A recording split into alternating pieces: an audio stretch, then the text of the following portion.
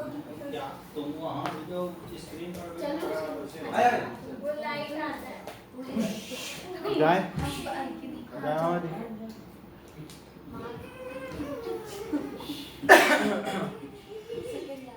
सुसंध्या। सबसे पहले तो मैं एक श्लोक सुनाऊंगा। उद्यमाय सिद्ध्यन्ति कार्याणि न मनोरथे न हि सुप्तस्य सिंहस्य प्रविशन्ति मुखे मृगा।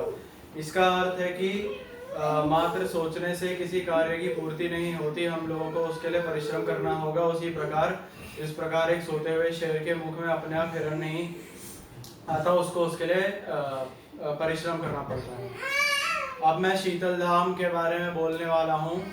शीतल धाम एक कहुआ में स्थित मंदिर है, शीतल धाम एक कहुआ में स्थित मंदिर है जिसमें अनेक देवी देवताओं की मूर्तियां हैं। शीतल धाम की शुरुआत स्वर्गीय परमानंद शर्मा यानी कि बाबा जी ने करी थी 2005 में, जिसके बाद 2017 में उसका निर्माण पूरा, जिसके बाद 5 जून 2017 में शीतल धाम का निर्माण पूरा हुआ था।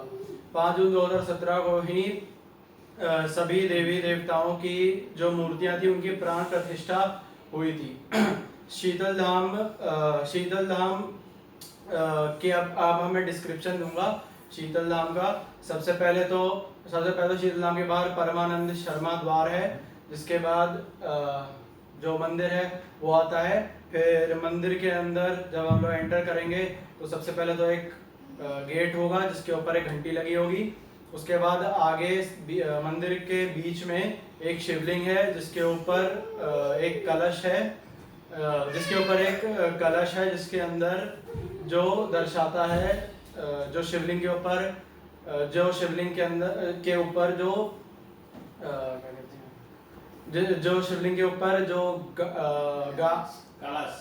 कलश है उसके अंदर जो वो है, क्या कहते हैं, गंगा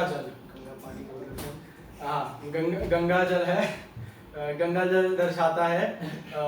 इसके अंदर मंदिर के अंदर लगभग सभी मुख्य देवी देवताओं की मूर्तियां हैं। तो सबसे पहले हम स्टार्ट करते हैं। जब एंटर करेंगे तो लेफ्ट में सबसे पहले गणेश जी की मूर्ति है, उसके बाद लक्ष्मी माँ की मूर्ति है, उसके बाद दुर्गा माँ,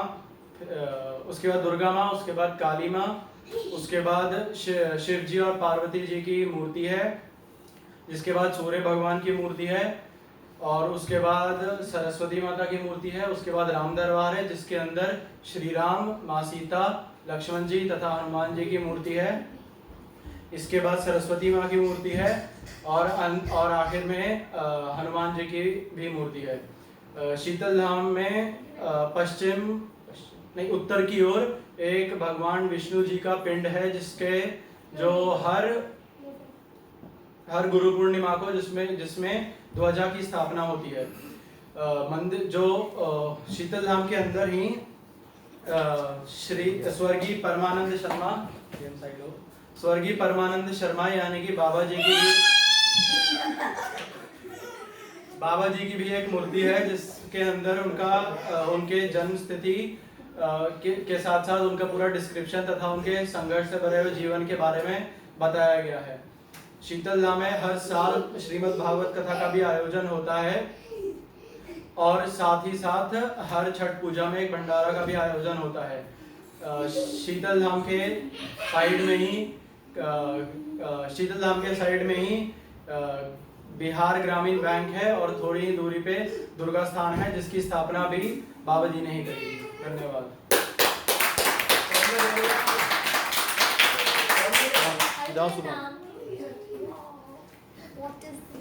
नमस्कार। अब पहले एक श्लोक प्रस्तुत करता हूँ। काका कृष्णा पिका कृष्णा को भेदा पिका काकायो बसंती समुपायते काका पिका पिका। अर्थात कौआ भी काला होता है, कोयल भी काली होती है, तो दोनों में फर्क क्या है? बसंत ऋतु आने पे कौआ कौआ बन जाता है, कोयल कोयल बन जाती है, अर्थात कौआ और कोयल दोनों का रूप प्रकट हो जाते हैं। अब मैं शीतल धाम के बारे में आप सबको ज्ञात करवाऊंगा। शीतल धाम एक भव्य मंदिर है जिसकी स्थापना हमारे पितामह स्वर्गीय परमानंद शर्मा ने करवाई थी, जिसका शुरुआत 2005 में उसका निर्माण करवाना शुरू हुआ था और 2017 में वह बन चुका था। और वह पूरा जो पूरा वह धाम है वह पत्थर से बना हुआ है और जब लाइट वहाँ जलती है रात को तो वह चमकता रहता है। और अंदर पहले वह, मैं आपको बता दूं कि पहले वह एक हनुमान मंदिर बनने वाला था, लेकिन इस योजना को ठुकराकर उसमें अनेक देवी देवताओं की मूर्तियां की स्थापना की गई थी। अब मैं बताता हूँ कौन से देवी देवताएं थे उसमें। बाएं ओर से स्टार्ट करते दाएं ओर तक चलूंगा। तो पहले थे गणेश जी, फिर लक्ष्मी माता, फिर दुर्गा माता, फिर काली माता, फिर शिव जी और पार्वती जी की मूर्ति, फिर सूर्य भगवान, फिर सरस्वती माता, फिर राम दरबार यानी राम जी, सीता माँ और लक्ष्मण जी और हनुमान जी की मूर्तियां स्थापित हैं। और उसके दाएं ओर राधा जी और श्री कृष्ण की मूर्ति है और उसके दाएं ओर अंत में हनुमान जी की मूर्ति वापस से स्थापित हुई। और उसके मंदिर के बीचों बीच एक बड़ी सी शिवलिंग स्थित है जो पश्चिम की ओर मुंह करे हुए है और उसके ऊपर एक भव्य कलश जिसमें गंगा जल रखा गया है। और यह शीतल धाम कहुआ नामक एक गांव के शीतल धाम मुंगेर नामक जिले के कहुआ नामक गांव में स्थित है। और हर साल इधर श्रीमद् भागवत यज्ञ करवाया जाता है और छठ में भोज और भंडारा करवाया जाता है। और इस मंदिर के लिए सुल्तानगंज तक एक कलश यात्रा भी करवाई गई थी। और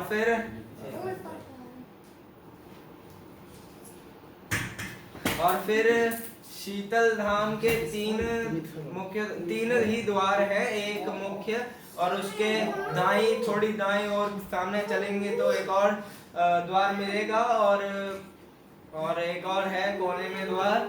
और जैसे ही अंदर उसके प्रवेश करते हैं तो हमारे बाएं ओर एक तुलसी जी का पौधा रखा हुआ है और उसी रास्ते से अगर अंदर जाएंगे तो हमारे पितामह यानी स्वर्गीय परमानंद शर्मा की मूर्ति भी स्थापित है जो पश्चिम की ओर है, दिशा में मुंह करे है। और उसके नीचे उनकी पूरी जानकारी दी गई है। और हमारे यह जो मंदिर बना है उसकी निर्माण मेरे दादाजी यानी स्वर्गीय परमानंद शर्मा ने ही शुरू करवाई थी। वैसे इसका विरोध करा गया था मेरे पिताश्री और चाचाश्री के मतलब उनसे। और इसके निकट ही एक गौशाला भी स्थापित है। और धन्यवाद। जय श्री राम।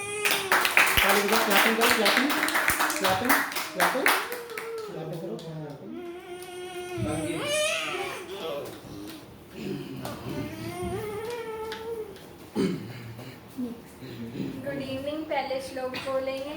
शुभम करोति कल्याणम आरोग्यम धन संपदा शत्रु बुद्धि विनाशाय दीप ज्योति नमोस्तुते।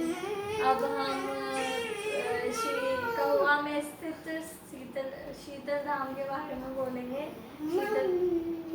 शीतल धाम की स्थापना 2005 में हमारे बाबा जी स्वर्गीय परमानंद शर्मा के द्वारा हुई थी। फिर उसके बाद शीतल धाम का कंस्ट्रक्शन वापस रिज्यूम हुआ और वो 2017 में जाके खत्म हुआ। 5 जून 2017 को उसका वो किया गया। प्राण प्रतिष्ठा प्राण प्रतिष्ठा हुई शीतल धाम में। बहुत मतलब सारे देवी देवताएं हैं। सबसे पहले शीतल धाम में एक तुलसी माँ है। फिर अंदर मंदिर में सारे देवी देवताएं हैं और बीच में शिवलिंग है। फिर बाहर जाके बाबा जी की मूर्ति है जिसमें बाबा जी के बारे में लिखा हुआ है। शीतल धाम में गाँव वाले पूजा करवाते हैं। धन्यवाद।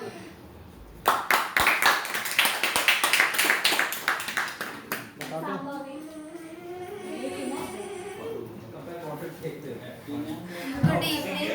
सबसे पहले संस्कृत श्लोक सुनाते हैं।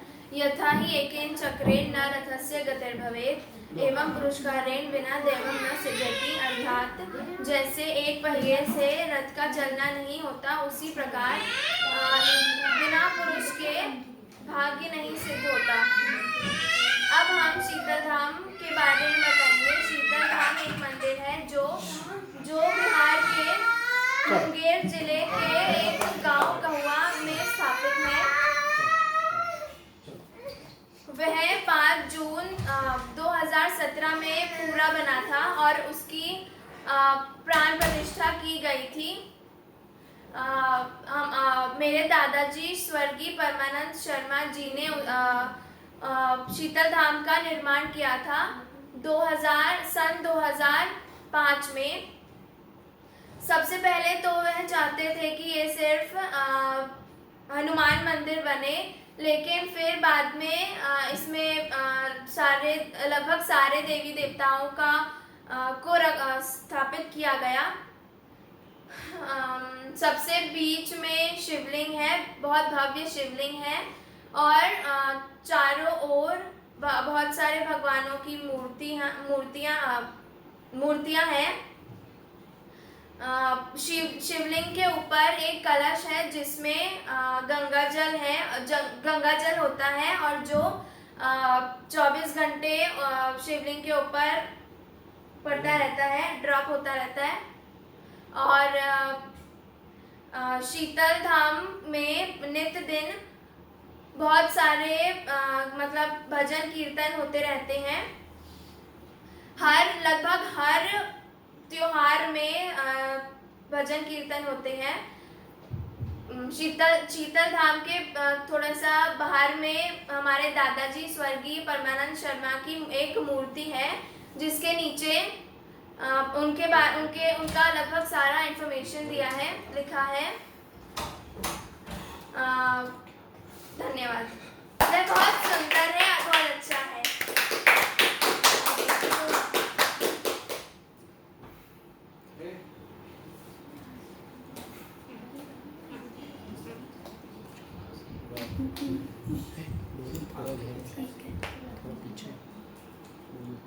ठीक है।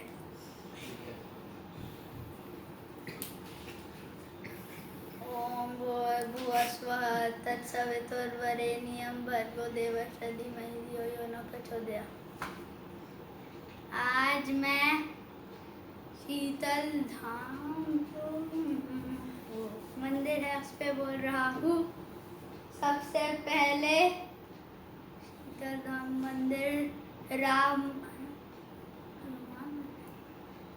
हनुमान मंदिर बन रहा था, लेकिन फिर ये बन गया कोई और मंदिर। वो मंदिर के सामने एक द्वार है जिसका नाम श्री परमानंद शर्मा द्वार है। जो मंदिर के सामने एक मूर्ति है वो मेरे दादाजी की है। मेरे दादाजी का नाम स्वर्गीय परमानंद शर्मा है। तो मूर्ति के नीचे वो लिखा हुआ है पूरा इंफॉर्मेशन, और फिर ये भी लिखा है सबसे पहले स्वर्गीय परमानंद शर्मा शीतल शर्मा, ये सब, ये आगे आगे आगे आगे आगे आगे, इतना आगे नहीं है। वगैरह वगैरह। हाँ, आगे थोड़ा। फिर वहाँ पे पूजा भी होता है, जहाँ पे वो मंदिर के थोड़ा इधर इधर वहाँ पे पूजा भी होता है रात में। फिर गौशाला भी है। मंदिर में बहुत सारी मूर्ति भी है। धन्यवाद। जय हिंद।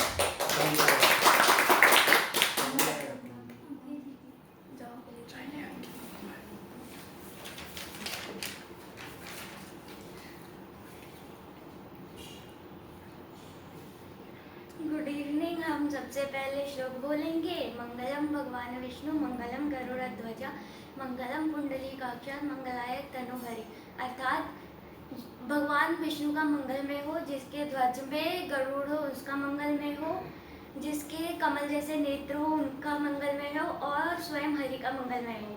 अब मैं आप सभी को शीतल धाम जो कौआ में स्थित है उसके बारे में बताने जा रही हूँ। सबसे पहले तो 3 या 4 जून को जो है भागवत कथा का आयोजन किया गया था। फिर 5 जून को जो है मंदिर की स्थापना हुई थी, जिसमें अनेक कार्यक्रम हुए थे, जैसे कि गंगा स्नान हुआ था, कलश यात्रा हुआ था जिसमें कि घोड़े भी आए थे। इस मंदिर का जो नाम है वो शीतल धाम रखा गया था। इसमें सभी देवी देवताओं की प्रतिमा स्थापित की गई है। ये मंदिर का जो निर्माण था वो हमारे दादाजी के द्वारा हुआ था, स्वर्गीय परमानंद शर्मा जी के द्वारा हुआ था। उनकी देहांत जो कि 2014 में हुई थी, उसके बाद इसको जो पूर्ण किया था उनकी पत्नी श्रीमती बच्ची देवी व उनके पुत्रों ने इस मंदिर को पूर्ण किया था। फिर मंदिर के बीचों बीच एक शिवलिंग को स्थापित किया गया है, जिसके ऊपर एक कलश स्थित है, जिससे कि एक गंगा जल की बूंदें शिवलिंग पर गिरती रहती है। वो हमें हर समय गंगा जल का एहसास दिलाती है। और वहाँ पे अनेक देवी देवता, जो मुख्य देवी देवता है उनको स्थापित किया गया है, जिससे हमें सारी देवी देवताओं के एक ही जगह पे दर्शन हो जाते हैं। ये मंदिर का निर्माण इस वजह से किया गया था क्योंकि हमारे गांव में सिर्फ 2 मंदिर है, दुर्गा मंदिर और काली मंदिर। तो इस वजह से हमारे गांव वाले ताकि सभी भगवान को एक साथ पूज सके, इसलिए ये सोच करके मंदिर का स्थापित किया गया था। धन्यवाद।